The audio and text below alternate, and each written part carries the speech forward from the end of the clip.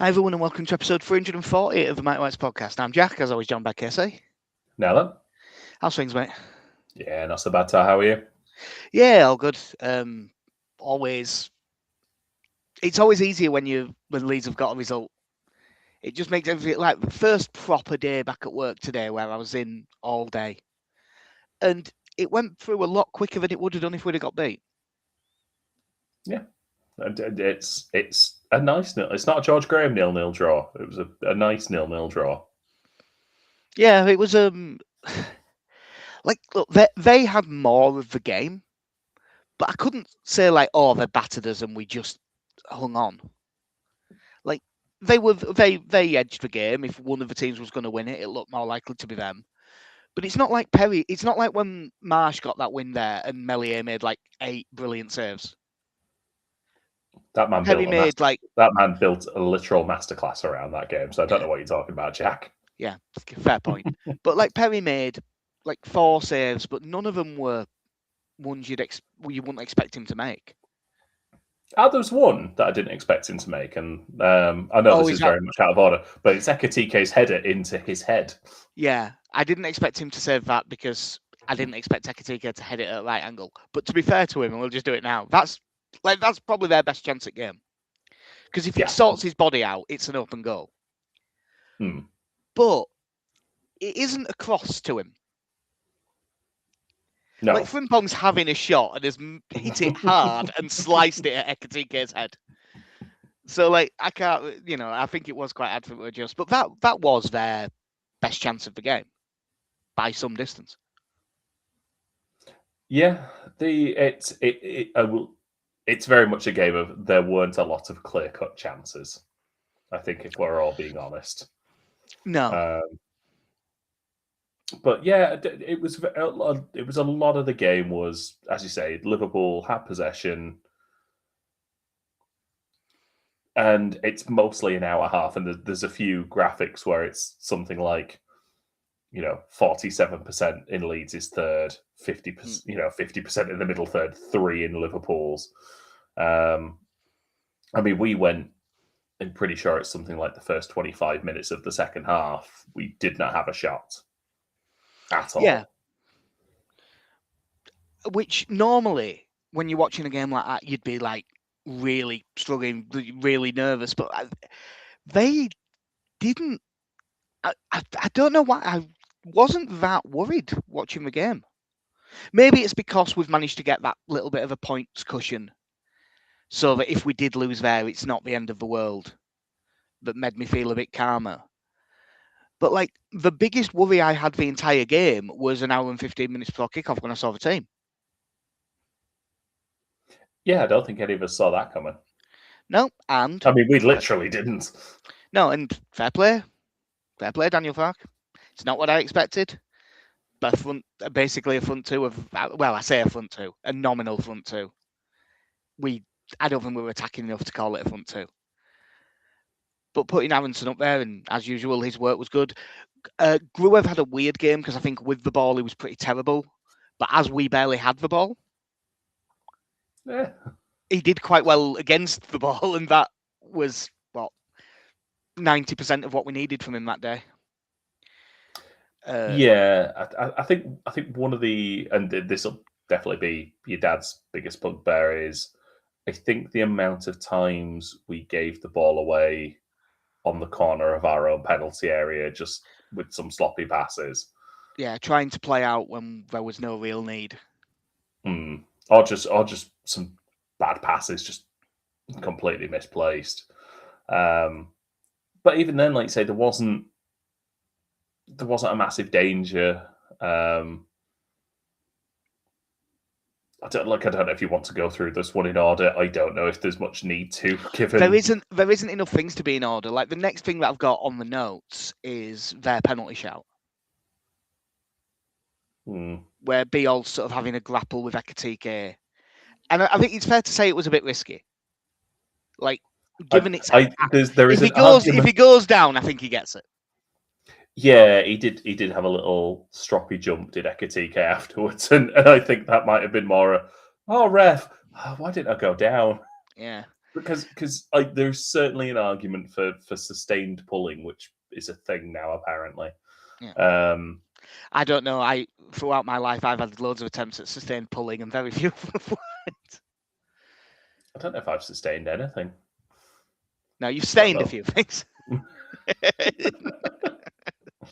That's so highbrow.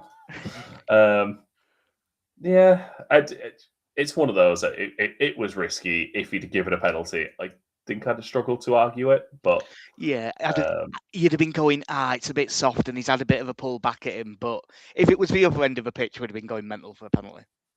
yeah, I will say, considering I've not seen a lot of him, there's a few times where Frimpong got in behind. Typically, it was in behind, and Strauch was the one covering, and you just looked at him and just went. And Strauch was just looking, going, I'm not keeping up with this." Yeah, I mean, Strauch. Well, all of our defenders had a really good game, to be honest. But there isn't much you can do about someone just being that much faster than you.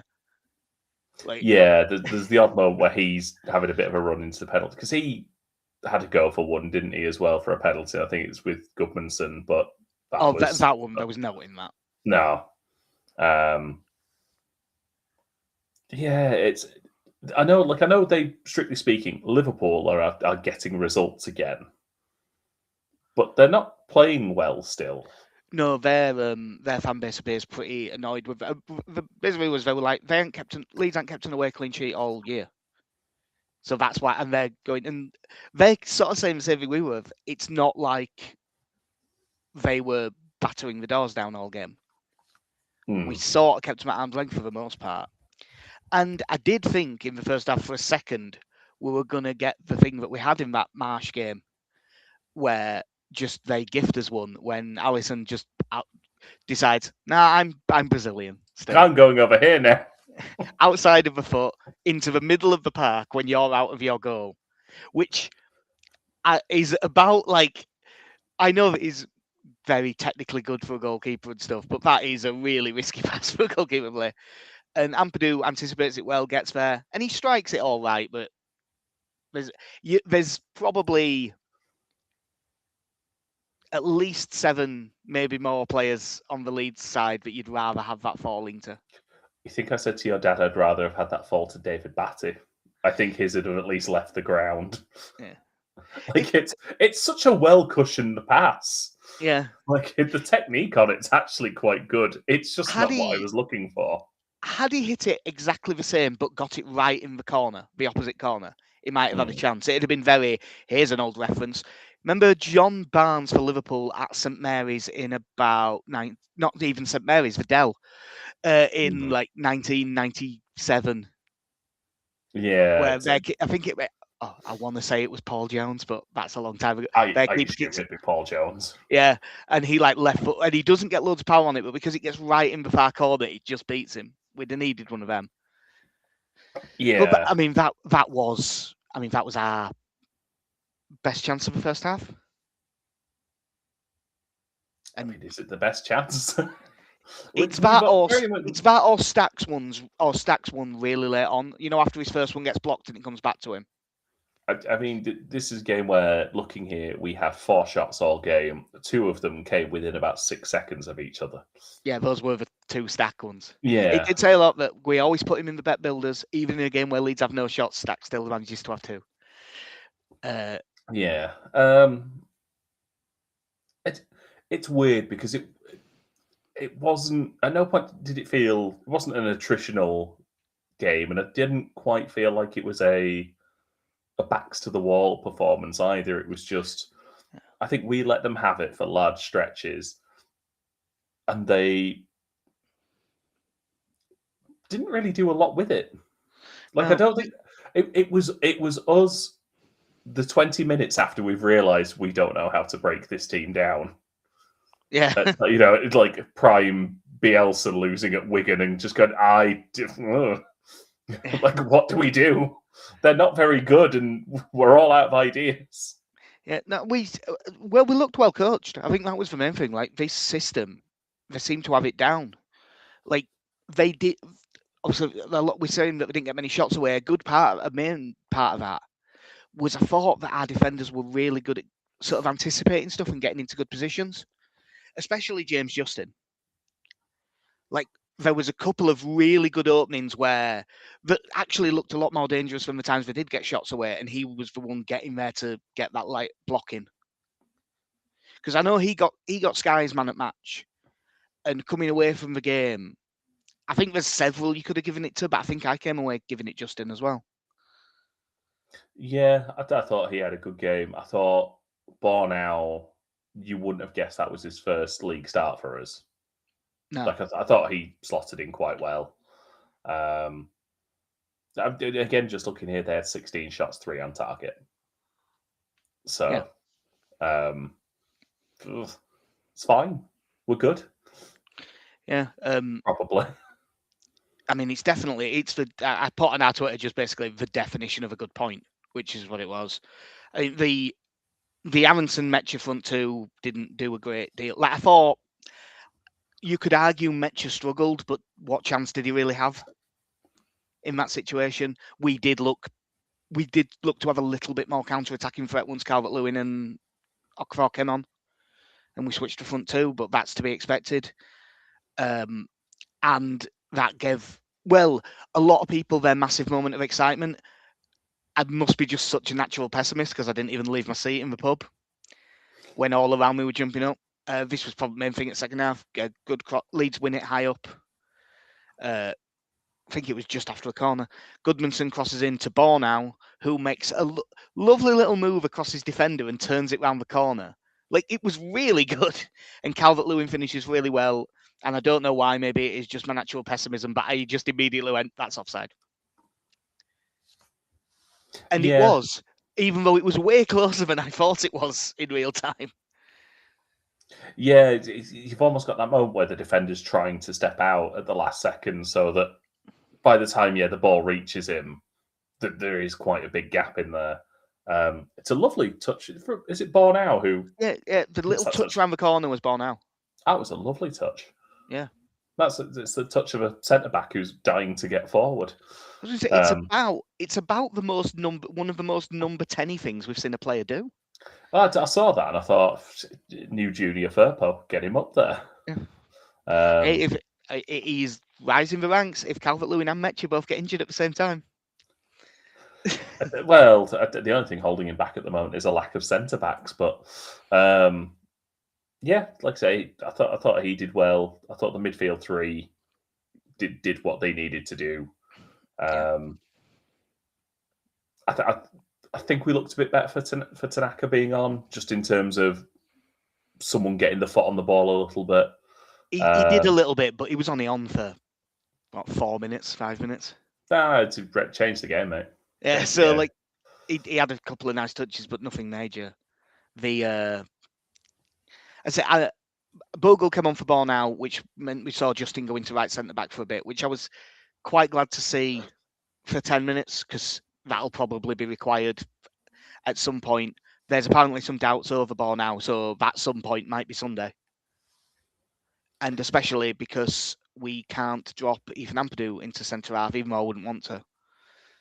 Because he's this is the main negative out of the game because he's suspended. It was a bit harsh. I thought the yellow for handball. Yeah, I felt it was much more of a misjudged. I'm going to chest this down than I didn't feel like he'd thrown his arm into it. Yeah, I also because it's sort of like the armpit line, isn't it? And I think you could argue it was high enough, but it's more than that. Even if he was going to give it, I think a yellow was a bit harsh. Yeah, it's one of those. It's a free kick right on the edge of the area. I didn't think it was a deliberate playing of the ball. So, yeah, I thought it was a bit harsh, but unfortunately, that was he mitigated the risk, didn't he? With who was it, Bogle and Bogle was one of the ones on 4, and apologies to I think it was Michael that messaged us during the last pod saying these are the ones on 4, and I've already forgotten. But Bogle was definitely one of them. So him dropping out, I think it was just for rotation, but that probably was a factor to think about. And as if we, I mean, if you'd have, as much as I don't, as it's crap having Ampadu suspended for the Scum game, if you'd have said Ampadu will get suspended, but you'll get a 0-0. Yeah. Yeah, you'll take that every day. There's also a little bit of a doubt over Gruev, who went off late, but I think that's just because they haven't played much. So they're seeing sort of how they'll react. And apparently Longstaff is back training, but I don't think he's expected. I mean, maybe he'll sneak on the bench, but I don't think that's expected. You'd think he'll be targeting the Newcastle game. Yeah. It'd be nice to have him back on the bench, though, given lack of Ampadu. Yeah, I mean, we went from, I think, talking at the start of the season, going that we've got all these centre mids and like Ilya Gruev's quite far down the pecking order, to now you've settled on a 3. All of a sudden, we're short of centre mids. Yeah. We're short everywhere, to be honest. This is the problem when you have a squad that has many wingers and not much of a need for them. So but it's all right. It's transfer window now, so everything will get solved. Yeah. We have had a message off Billy, actually. Hi, Billy. Any new blood coming in, or same as usual? There hasn't really been any strong links, has there? No. No, I've not seen a whole lot. The ideal scenario for us is, I think, you probably get a couple of players in on loan to bolster the squad. I think when you look at Metcher and Calvert-Lewin, we could really do with another player, another striker in that profile. But I suppose it depends who's available. West Ham look to have gone early. They've apparently getting Tati Castellanos, who you might remember we were linked when we first got up to Premier League. We were linked with quite strongly after he'd done really well in the MLS. Shouldn't say it in the MLS. In MLS, it's not called the Major League Soccer. The WCW. Yeah. Is he a striker? He is, yeah. And he's doomed to fail. He's not been great this year, but he has been pretty good previous years. But it's also West Ham and strikers. So I'll say. Yeah. But also it's like 29 million, which sounds like a lot considering his record. But we'll see from there. Well, I can say I haven't seen anything really strongly linking us with anyone from anywhere that I really believe. So, I mean, I think you mentioned last time that the biggest link I've heard of anything is, and it's still not that big, is Jack Harrison out, off to Spain. Yeah. Which, to be fair, for his Instagram, it would do great. Like playing in the sun, getting a lovely tan. His missus is probably happier. Yeah, and we'd be happier too. Well, most. Yeah, you've still got that soft spot. Some of us would be really sad. Yeah. Speaking of things that could make us really sad, Sunday could make us really sad or really happy. I don't think it will make us sad. Like I've got this stupid amount of confidence. Like, not that we're going to go over there. Like, not we're going to go into this and turn them over or anything. But they are not playing well. They were dread. Like we watched the Bournemouth game, didn't we? Where that just got daft. Like there was no midfield. I mean, the defense is being propped up by Heaven at the back, who is a good player, but it's a lot to put on someone who doesn't have that much experience. Yeah. And then they're missing... Are you saying that their defence, you're finding it hard to believe Aiden Heaven? I mean, if they're not using it, they're really missing out. Then they're missing quite a few players. I mean, we are as well, but they're missing world-class players or player. Yeah, world-class player, I think is fair. Mazraoui and Burmo and Amad Diallo are at AFCON. Mainu's injured, but they never play him anyway. He's listed as like doubtful and stuff, but he never used him anyway. Delict expected to be out still. Same for Free Maguire. Kobe Mainu. Oh, is that where we are? Yeah. The Tim Cahill in the corner. Yeah.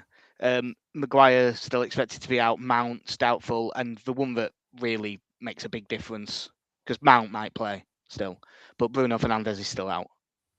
And as much as he is a horrible little rat-faced bastard who would get sent off within 15 minutes of every game for moaning if I was a referee, he is a phenomenally good footballer. Yeah, I'm going to go as far as to say, in spite of the current system and management they have in place there, he continues to be a top quality player. Yeah, so it's good him being out. Yeah. Mason, I mean, from the bits I've seen recently, Mason Mount's been having a pretty good year, which is perfectly in time for him to miss out on it on the World Cup. Have they said something? Has Amorim said something weird in his press conference today? Because I just opened up the Who Scored preview, and it's got Scum in a 4-2-3-1. And seeing as Amorim has very pointedly not played a back four, like barely at all. You mean playing the formation that makes sense given the profile of his squad? Yeah, I wonder if unless he said something, I'm just going to have to assume that's wrong.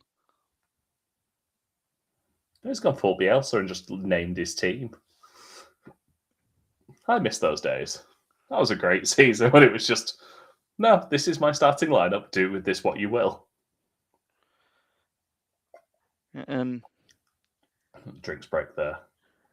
It's just Jack does a deep investigation. No, De Ligt, Maguire, Manu, Mount, and Fernandes are on the Scum website says that he's saying that they're out. Whether that's true or not, there hasn't been anything. I mean, in Fernandes and Maguire, that's two of their best attacking players. Yeah.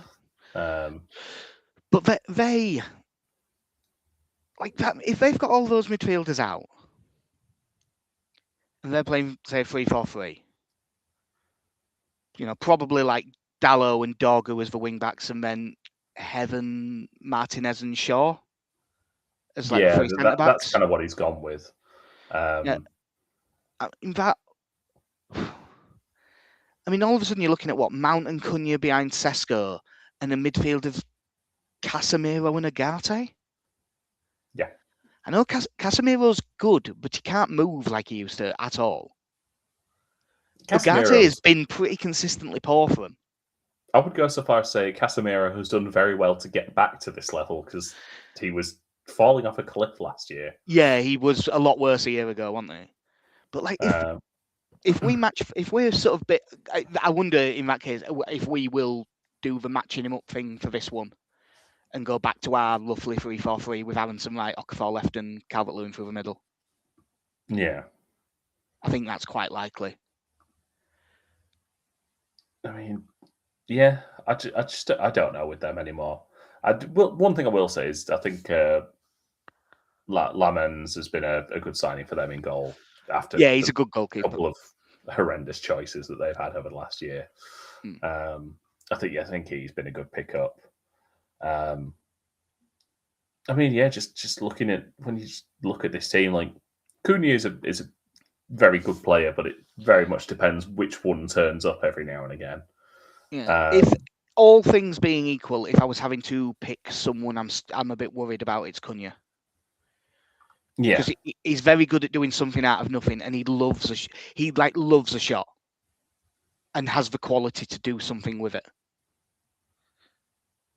Yeah, I'm just looking at their bench from the Blackpool, from the Wolves game, and it's Lenny Yoro, Bayindir. Both Fletchers, didn't it?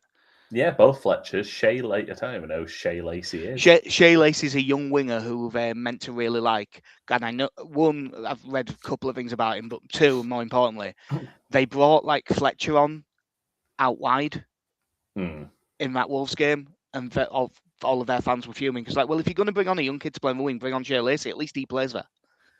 Yeah. So they would, talk about our depth at the moment. Glad I'm not them. Yeah. I mean, they could play Xerxes because he started in the last game and scored. But he started in the last game and scored, and he subbed him at half time because he hated his performance. It's they're a weird team, and they're just, even when they're getting decent results. Because I mean, I know that they're plenty above us, but where actually are they in the league? Like sixth or something? Yeah, sixth. Yes. Just They're a behind point ahead of Sunderland. yeah, level on points with Chelsea, who Daniel Farke has destroyed by himself. It's excellent work. It's Enzo Maresca. In my head, he's had a breakdown. Just started looking at the championship and just thinking, it's happening again. I've got such a big lead over them. How has this happened? Yeah. Yeah, that looks like it'll be Liam the senior, doesn't it? Having been managing. Is that what's going to happen? Well, What a turn up for the Bucks. Like, well, I know it's not. It's the feeder system, isn't it? Yeah, But yeah. And where did coming up so like through the fifth minor or league. fourth? Yeah. And I don't think that there's not really loads of big name managers out there except for Javi, and I don't think he'd take it mid-season. I genuinely wonder if they might get Liam Rosenior in until the end of the season, sort of a manager on loan, like when Solskjaer first went to Scum, where he was meant to just go back to Molde at the end of the season, and he accidentally did too well. What a world we live in, where a Manchester United manager has previously managed Hull. Chelsea manager. Pardon? Chelsea, yeah. Same thing, isn't it? Amorim will be managing Hull in 2 they're years. They're all horrible people. Yeah. But yeah, I don't have the same weird level of confidence as you. But like, I'm not scared of him at all, really. Like, Dorgu, if they don't play him at wing back and they play him further forward, which we've done a few times, he seems to have that ability to beat a man, even when it looks like he doesn't sometimes. He seems to have a really good instincts in attacking areas, whichever position he's playing. Seems to just pop up in good positions. Head injury as well. Yeah, he does do that a lot. Which is pointed out to us by Alex. Yeah, when that got pointed out, and then he went down with head injuries 4 more times in the same game. Yeah. That's the thing that we didn't talk about from the Liverpool game, isn't it? That where Stack got fouled, the player that fouled him went down holding his head, and then Stack got absolutely hoofed up in the air 3 seconds later, and the decision was drop ball to Liverpool. Yeah, Stack got pushed in the back. The player who did so went down. Yeah. Late challenge on Stack after he knocked the ball away. Stack's taken out. Referee has a look.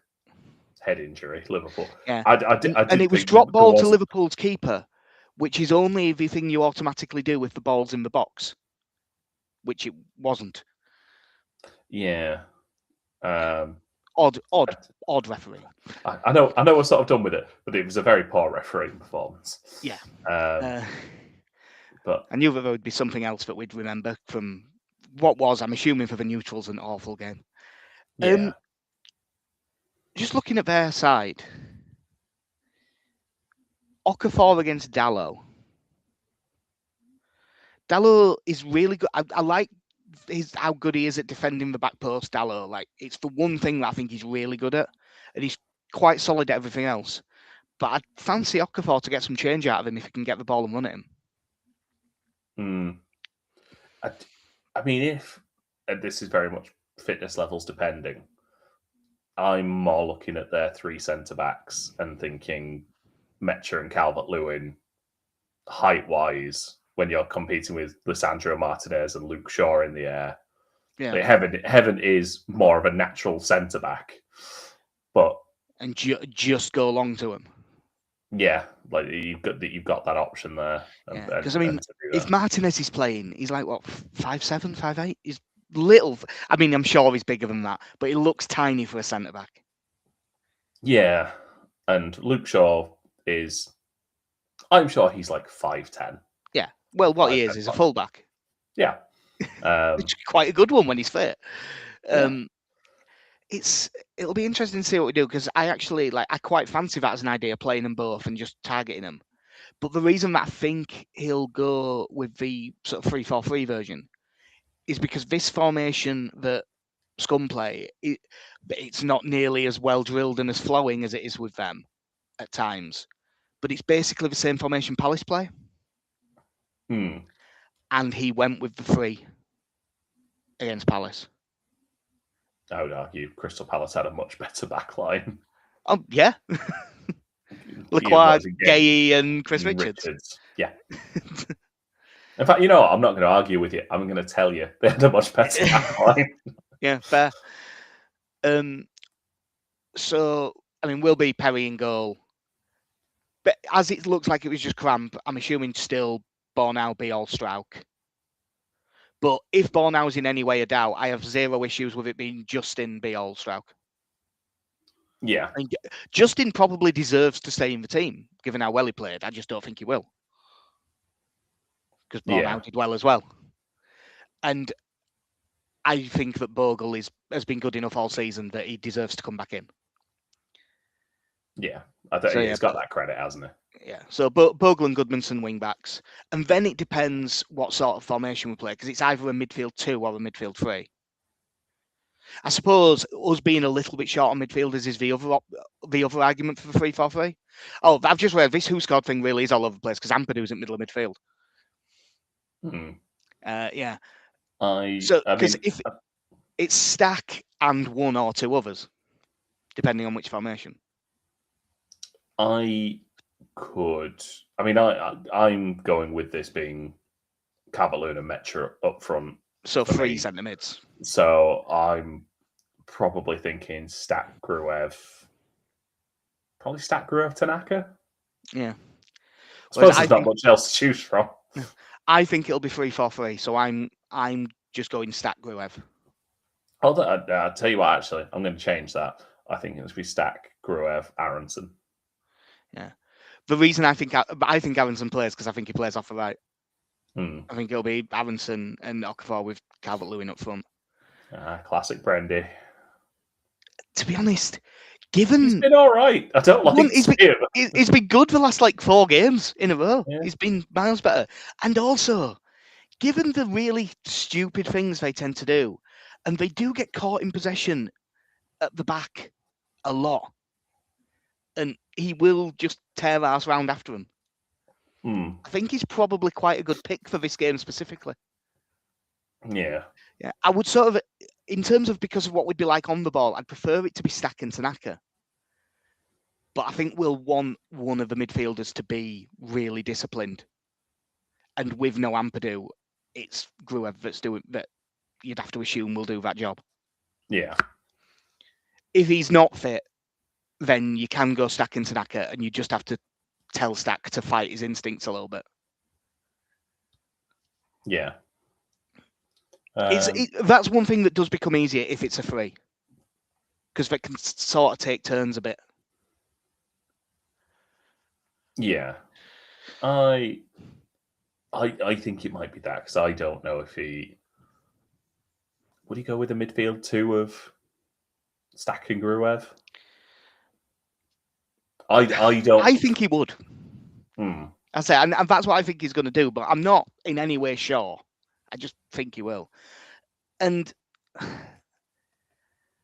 suppose if they do just play their standard 3-4-3, because it's sort of 2 10s and a striker, we'll probably end up in that weird thing where we'll quite often have 2 centre-backs, and depending on the side they're playing, either Bornau stepping out onto Cunha or Strauch stepping out. Because unless who scored's right and they do just suddenly play 4-2-3-1, and then midfield 3 I think becomes more likely.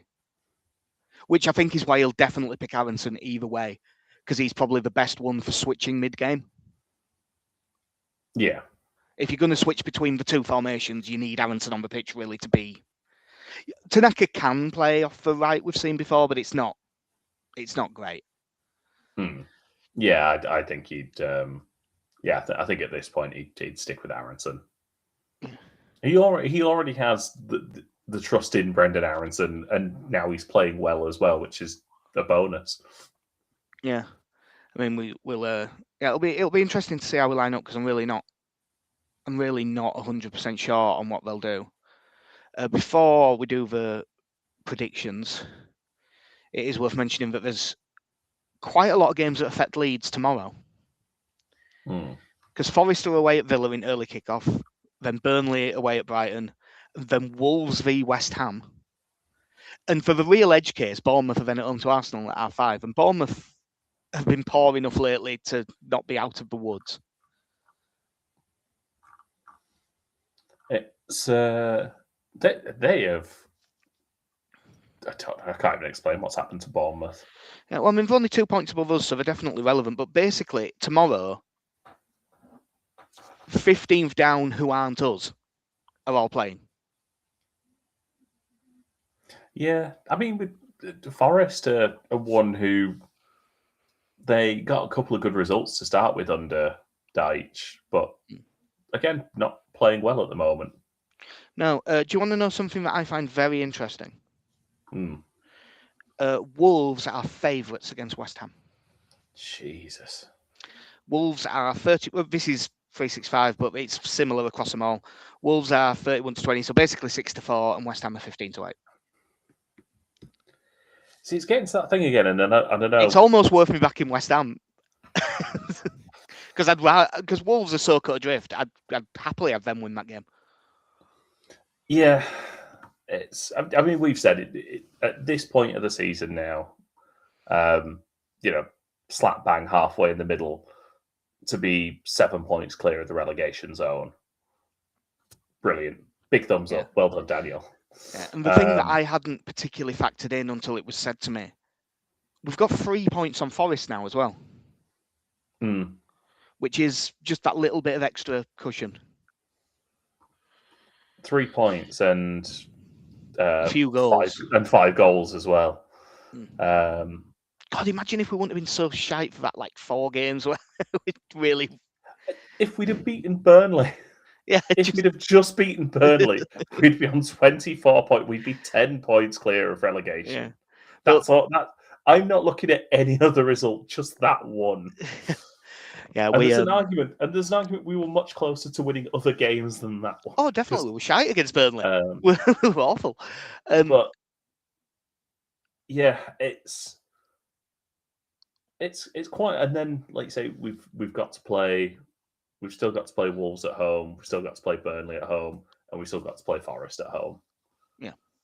So yeah, strong position. I don't know if it's still the case, but Leeds, you could get 9-1 on Leeds going down as of this morning.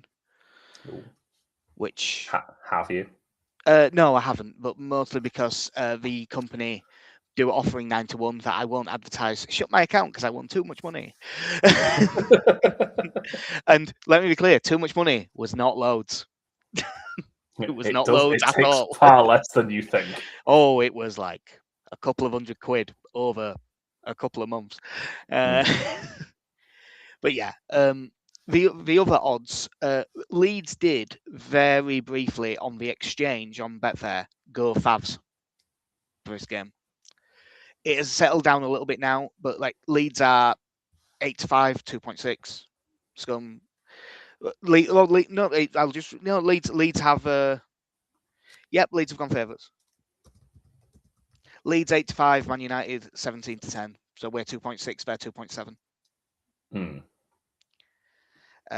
23-10 the draw.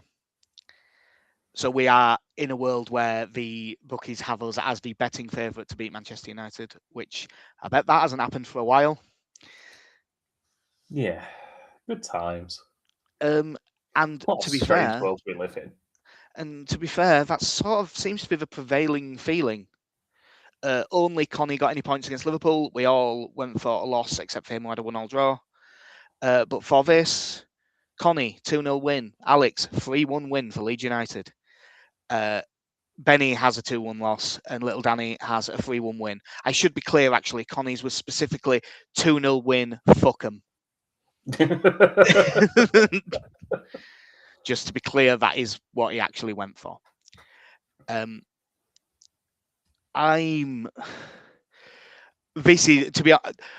I genuinely quite fancy this to be a draw, but I am still saying we lose 2-1 for just for reasons. We're going to win 1-0. And Pascal Struijk is going to score a header a la David Weatherall. Nice. So diving. Yeah. Nice. To be fair, he scored more than one against them, to be fair. So yeah, good point. I was thinking of a specific one, but yeah, you're right. Yeah. We really, like, from what I've seen of, like, social media and stuff like that, and Scum fans that I know, they're not at all confident going into this game. And I'm oddly confident. Yeah, I don't like how confident you are, I'll be honest.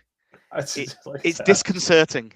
I've just been in a great mood since since about the start of December. Yeah, we're unbeaten in 6. And as I said to you, if we just go unbeaten the rest of the season, I think we'll be fine. Yeah, that is. It can be a lot. If we keep up this pattern of 2 wins, 4 draws in every 6, yeah, we'll get Europe or something. You know what? I'll make an allowance in every 7. Right? If we do that every 7 games, I think we're fine. Yeah, I do think it'll be interesting to see what we do. If Bornau does end up out, I think it's just Justin at right centre back, which I'm fine with. I think the only way that we start to run into a bit of trouble is if both Bornau and Gruever are out. Because then that midfield I think you've then sort of got to go with the 2 in midfield because you haven't really got the options to do otherwise unless you're playing Aronson centre mid. And if that's Stack and Tanaka, although I do think they'd be able to run rings around their midfield. I just think that they might physically get knocked about a bit. Well, Tanaka especially. Stack, Tanaka, Aronson. Yeah, as much as they would have a pace advantage over Agate and Casemiro, and Mount if they do play him as a 10. It doesn't. It doesn't seem like the most sensible midfield in the world. Although I suppose the real option is you move Struijk forward into midfield and Sam Byram starts at left centre back. Obviously. And then because, of course, at that point, you've got no defenders.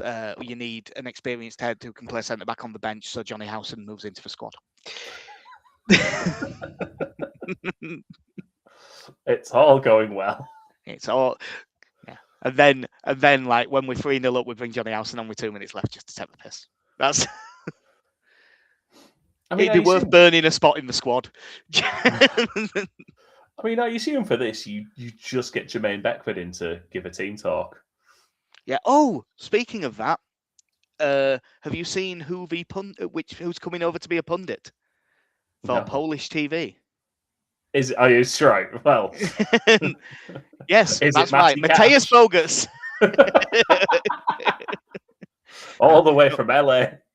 No, Mateusz Klich is over, and depending on how they're doing that, like I don't know if he's got to be on the whole time or if he's just doing it once the game starts, because maybe he'll be able to have a run around the pitch or something beforehand. Yeah. Gentle walk. He was never the pace player. Yeah, that'd be nice. Yeah, and we should try and run into him, see if we can sort something for Krakow. Yeah, be lovely. Because he just seems like the sort that if you ran into him and you were out, it's like, yeah, I'll have a beer. So yeah, the confidence levels is slightly too high, but at least a couple of us have got a loss, so I don't have to feel. I mean, based on our predictions, you should all be lumping on the draw because no one's got the draw. But that will do us. I believe there's no else that's come up, is there? No, I think we're good. Cool, nice one. And obviously this game's Sunday. We then play Newcastle on the Wednesday. So probably try and get one done on the Monday. Yeah, probably. I don't think I'm working, but I don't think the hours are too bad. So we should be at sort of. Yeah. But yep, that will do us for episode 300.